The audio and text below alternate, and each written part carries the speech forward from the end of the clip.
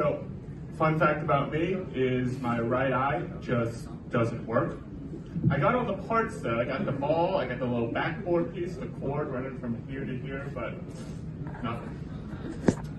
And it's really annoying because all the parts work. It captures every sunset, all the stars in the sky, all the faces of my loved ones. And then it gets sent back to my brain, who just throws it in the fucking garbage. treats my fucking visual cortex, treats my optic nerve like a door-to-door salesman. All right, pal, you know, we're really happy with the eye we already got, all right? Just have a good day. Goes back inside, it's just talking shit to the rest of my brain, like, hey, can you believe this guy trying to talk us into a second eye? Like, we don't already got the one right here? My frontal lobe's chilling on the couch, like, hey, Mac, you sure you don't need that second eye shit? We fucking suck at baseball. Lazy eyes are pretty common, though. I learned this recently. They're actually the most common way to have only one eye. And, you know, that's great and all, but kind of just makes me a basic bitch in the one-eye community, doesn't it? You know, it is good, though, honestly. It is good, because that means there are people working on it. There's money there. They're plugging away, you know? You saw my shoes? Fuck you. You're square. I run at a higher frame rate than these. Fuck you. All right. Anyway, what was that? Yeah, lazy eye. So yeah, actually, it's what you want though. The last thing you want to hear when the doctor tells you something is wrong with you is that only like 8 other people have that shit.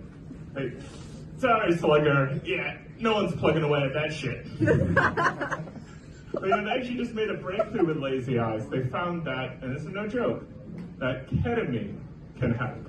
You know that, yeah, you know that drug that was meant to tranquilize horses? And then people found out it was fucking awesome? Yeah, that can help, along with vision therapy. And, you know, that's actually changed up too, because what vision therapy used to be, is that your parents would put an eye patch over your good eye, and then send you outside so all the neighborhood kids could throw rocks at you.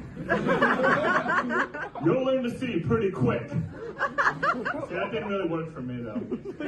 Not enough other kids in my neighborhood.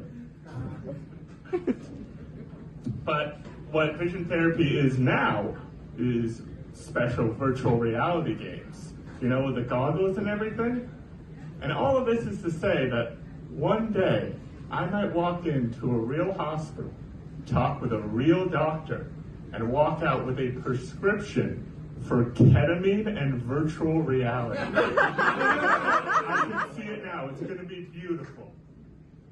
Ma, the doctor told me to do it. I have to know right here. Yes, for over 8 hours a day. He told me that. It doesn't say it on the note, but he told me that. I'm at my own intervention in the VR headset. Well, I'll stop playing VR and doing ketamine when you all stop drinking. How about that? Apparently, Elon Musk was addicted to ketamine for a bit. You know, allegedly it's true. He locked himself in his office and just do ketamine for days on end. And now Darren Aronofsky, the director who did The Whale, you remember that one with Brendan Fraser who's all fat? He's making a movie about Elon Musk. I want that movie to be just like The Whale, except you replace food with ketamine. And the whole 2-hour movie is just people coming up to Elon Musk's office being like, no, Elon, please stop doing so much ketamine. Brendan Fraser as Elon Musk just... And you can call it The Horse.